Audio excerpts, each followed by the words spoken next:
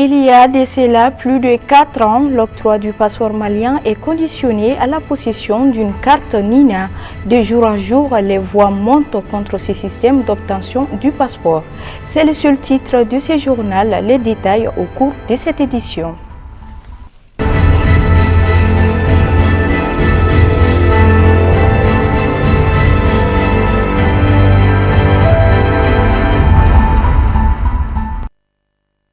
Bienvenue à tous et merci d'être avec nous si vous nous rejoignez sur Ondo TV. Comme je vous le disais à l'instant, depuis le 22 août 2016, le numéro NINA est inscrit sur le nouveau passeport et les nouvelles cartes nationales d'identité. En dépit de cette date, les Maliens se plaignent sans cesse, précisément ceux de la diaspora, en demandant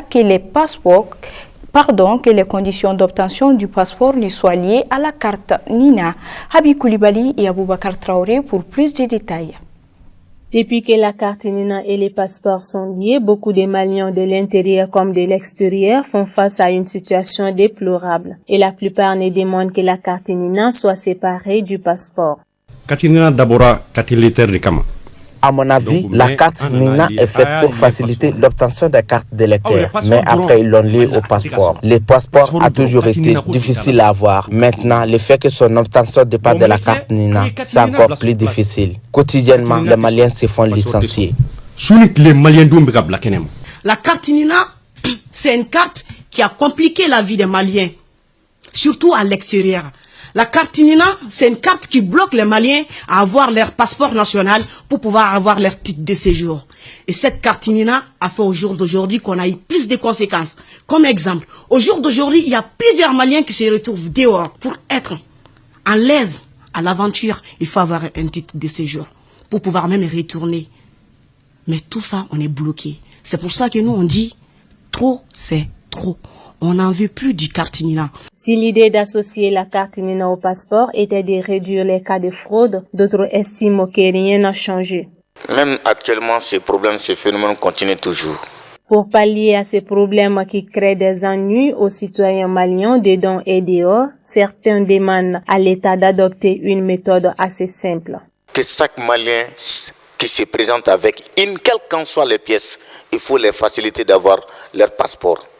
Que ce soit carte d'identité, que ce soit acte de naissance, que ce soit même carte de séjour, il faut les faciliter vraiment d'avoir leur passeport. On est en train de préparer une très grande mobilisation après le 6 février. Pour se faire entendre, les Maliens de l'extérieur, qui sont les premiers concernés de cette liaison de la carte NINA au passeport, comptent manifester leur mécontentement dans les prochains jours à venir à Bamako. Le président du Conseil supérieur de la diaspora malienne, Mohamed Chérif Haïdara, a reçu hier jeudi une délégation de l'Organisation internationale pour les migrations. Cette visite de quelques heures a été l'occasion pour les deux parties d'échanger sur la situation des jeunes migrants, les risques de l'immigration irrégulière et les pistes de solutions à dégager afin de créer les opportunités d'emploi et de formation pour son nombreux jeunes assez contraints à se jeter sur les mers et autres voies à la recherche de l'Eldorado. Un compte rendu de Fousseni Sissoko et Moussa Haïdara avec la voix de Ramatou Haïdara.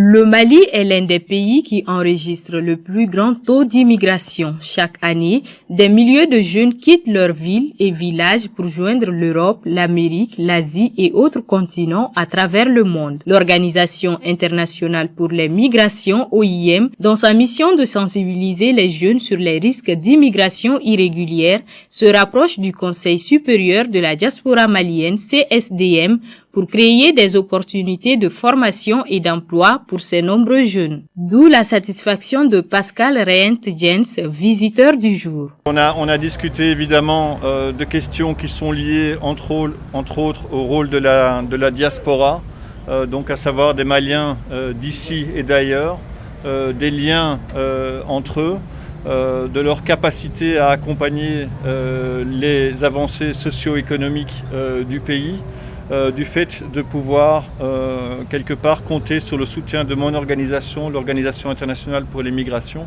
afin de pouvoir accompagner quelque part le cadrage de l'apport de la diaspora dans les questions d'investissement au niveau du pays. Le président Mohamed Chérif s'est réjoui de la visite de l'OIM et a salué les efforts de ces derniers à soutenir le Mali dans sa politique de lutte contre l'immigration irrégulière.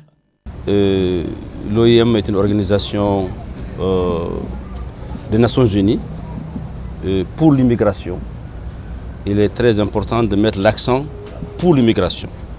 Beaucoup de gens comprennent mal quand on dit organisation internationale. Et ils oublient que c'est pour justement l'immigration.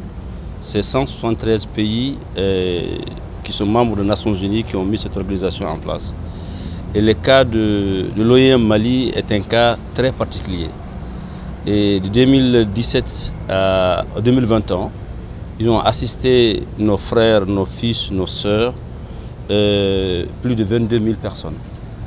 Beaucoup de milliards ont été dépensés pour sauver la vie et pour permettre à certains de revenir en bonne santé et retourner à leur famille. C'est le lieu et le moment de remercier son engagement personnel, ceux de tous ses collègues, et aussi remercier l'ensemble de OIM. À noter que l'Organisation internationale pour les migrations, OIM, est au Mali depuis 1998. Elle œuvre auprès du gouvernement malien pour mettre un frein à l'immigration irrégulière. C'est ce qui nous mène à l'actualité internationale commentée par Ramatou Haïdara.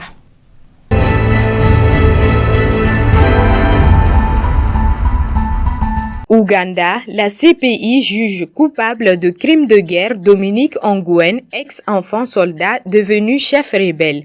Une première pour la justice internationale. La Cour pénale internationale CPI a jugé coupable jeudi 4 février Dominique Ongwen pour des crimes de guerre et des crimes contre l'humanité commis en Ouganda. Il s'agit du premier jugement d'un ancien enfant soldat devenu commandant dans son cas du groupe rebelle ougandais l'armée de résistance du Seigneur LRA qui a massacré plus de 100 000 personnes et enlevé 60 000 enfants dans 4 pays africains. À 45 ans, Dominique Ongwen a été reconnu coupable de 61 chefs d'accusation, dont celui de grossesse forcée qui n'avait jusqu'à présent jamais été prononcé par la CPI.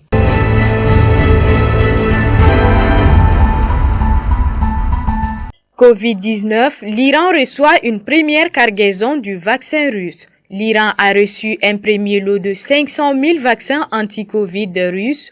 1,5 million d'autres sont attendus prochainement, sans compter 4,2 millions de doses du vaccin AstraZeneca qui doivent arriver ces prochaines semaines dans le cadre du programme COVAX. Selon l'annonce faite par les autorités, ce sont d'abord le personnel médical, les personnes âgées et les handicapés, ainsi que les blessés de guerre qui seront vaccinés.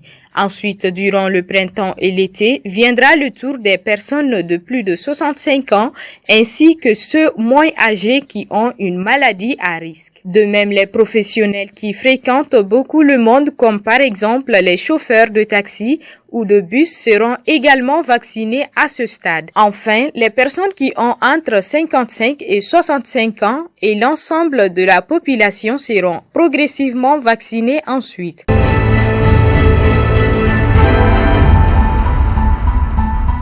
Guerre du Yémen, Joe Biden met fin au soutien américain à la coalition soudanienne. Cette guerre doit cesser, a-t-il martelé. Le président américain Joe Biden a annoncé jeudi 4 février la fin du soutien américain aux opérations de coalition menées par Riyad dans la guerre au Yémen, ainsi que les gels de retrait des troupes américaines en Allemagne. Avec cette double annonce, le président Joe Biden marque un tournant vis-à-vis de la stratégie de son prédécesseur Donald Trump.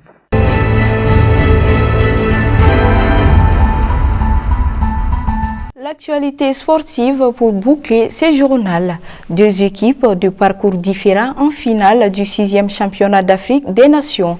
Il s'agit du Mali et le Maroc qui ont fait un rude combat pour arriver à la dernière phase de la compétition qui se jouera le dimanche prochain au stade Hamadou Haïdjo de Yaoundé. Comment le Mali et le Maroc s'y sont qualifiés pour la finale? Le commentaire avec Sekou Diarra.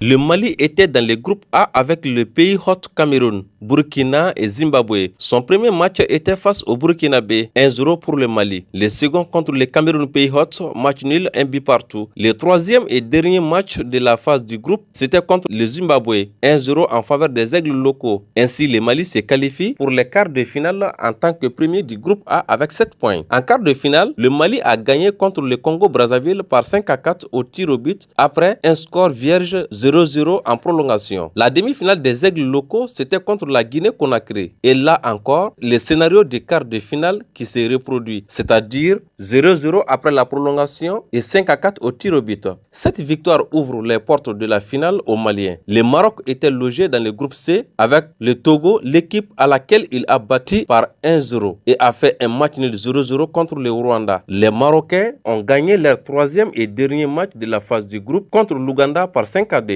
et se qualifient pour les quarts de finale en tant que premier de leur groupe avec le même point que le Mali. En quart de finale, le Maroc bat la Zambie par 3-1. En demi-finale, il n'a pas fait cadeau au Cameroun, pays hôte. 4-0 pour les Marocains. Le Mali en difficulté pour marquer des buts, mais avec une défense très solide, même s'il a perdu son défenseur central Mamadou Doumbia en demi-finale. Mérite du respect, car en 5 matchs, le Mali marque 3 buts et encaisse un seul but. Quant aux Marocains, avec les attaquants assoiffés de buts, en 5 matchs, ils ont marqué 13 buts et en ont encaissé 3 buts. Notons que c'est le Maroc qui est tenant du titre. La finale Mali contre Maroc est prévue pour ce dimanche 7 février 2021 au stade Amadou Ahidjo de Yaoundé à partir de 19h. Bonne chance aux aigles locaux du Mali.